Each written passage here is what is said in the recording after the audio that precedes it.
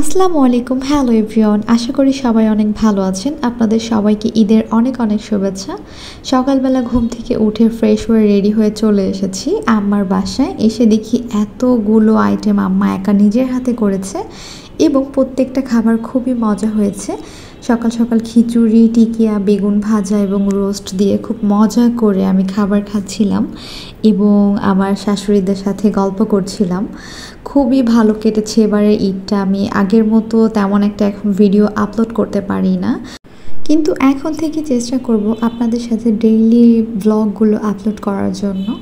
এরপর আমি একটু সেমাই খাচ্ছিলাম এবং বাইরের ওয়েদারটা অনেক গরম ছিল, তো ভাবি এসে আমাদের সবার জন্য চটপটি করেছে। এত মজা করে খাচ্ছিলাম আর গল্প করছিলাম। আর এখানে তো আমার বাচ্চা দেখতেই পাচ্ছেন, ওকে ফুচকা দিয়ে বসিয়ে দিয়েছে আর বিছানার অবস্থা তো একদম নষ্ট করে ফেলছে। এছাড়া আরও অনেক কিছু ভিডিও করতে পারিনি। তো সন্ধ্যাবেলা সাহিলের ফুপি এসেছে। সাহিল তার ফুপিকে আম্মা বলে ডাকে। সাহিলের আম্মা ওর জন্য কেক নিয়ে এসেছে। জুনের 5 তারিখে হচ্ছে ওর বার্থডে।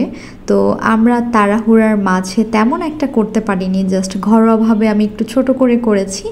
আর ওর আম্মা হচ্ছে ওর জন্য আজকে কেক নিয়ে এসেছে। আমরা নেক্সট টাইম ঈদের পর আমরা ভেবেছি যে বড় করে করব, তখন অবশ্যই আপনাদের সাথে শেয়ার করব।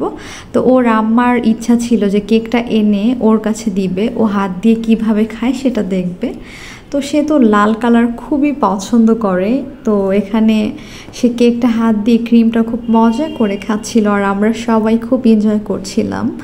আর বর্তমানে আমাদের বাসায় তো একটাই বেবি আছে, সাহিল বেবি।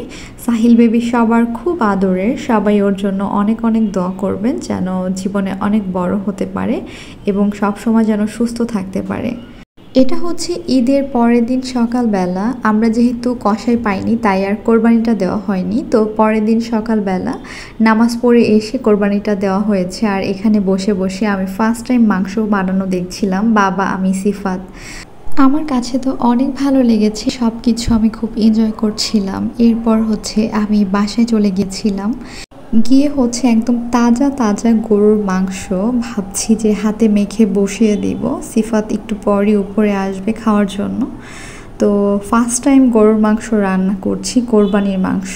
আমি তেমন একটা রক্ত মাংস এগুলো দেখতেও পারি না, ধরতেও পারি না, নিজের কাছে খুবই খারাপ লাগে। বাট এখন নতুন নতুন এক্সপিরিয়েন্স হচ্ছে আমার।